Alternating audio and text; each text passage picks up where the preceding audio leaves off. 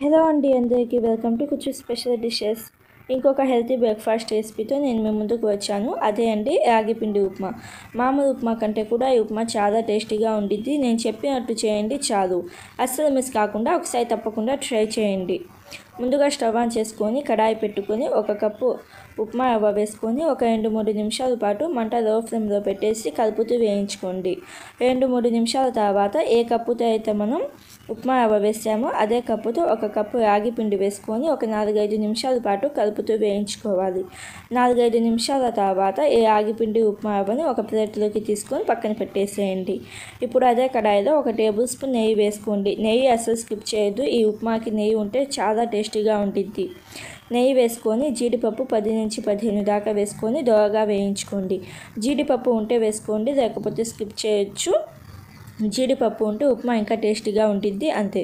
ఈ జీడిపప్పుని కూడా ఒక ప్లేట్లోకి తీసుకొని పక్కన పెట్టేసేయండి. ఇప్పుడు మిగిలిన నెయ్యిలో ఒక 2 టీ స్పూన్ల నూనె వేసుకొని తాలింపు దినుసులు వేసుకోండి. తాలింపు దినుసులలో శనగపప్పు, మినపప్పు కొంచెం ఎక్కువ వేసుకోండి.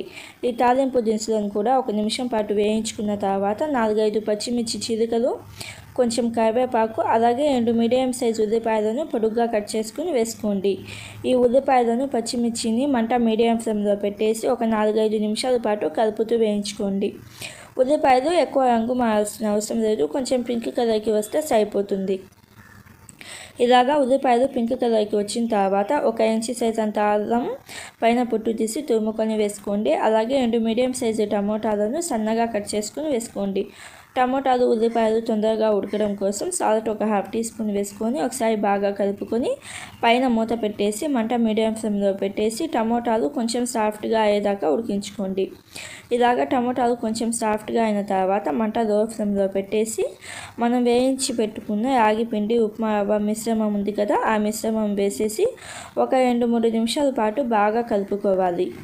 ఈ రాగిపిండి అలాగే ఉప్మా రవ్వ మనం ఫ్రై చేసి పెట్టుకున్న ఉల్లిపాయలు, టమోటాలలో బాగా కలిసేటట్టు ఒక 2-3 నిమిషాల పాటు బాగా కలుపుకోవాలి.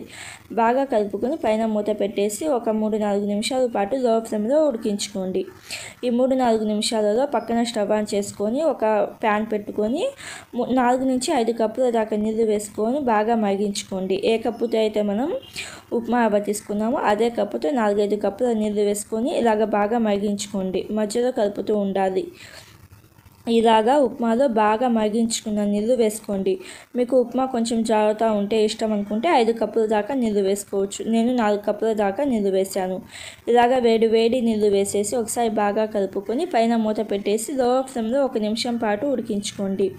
1 నిమిషం తర్వాత ఉప్పు సరిపోయిందో లేదో చూసుకొని పడితే ఇంకొంచెం ఉప్పు వేసుకొని ఒకసారి బాగా కలుపుకొని పైన మూత పెట్టేసి లో ఫ్లేమ్లోనే ఒక 2-3 నిమిషాల పాటు ఉడికించుకోవాలి.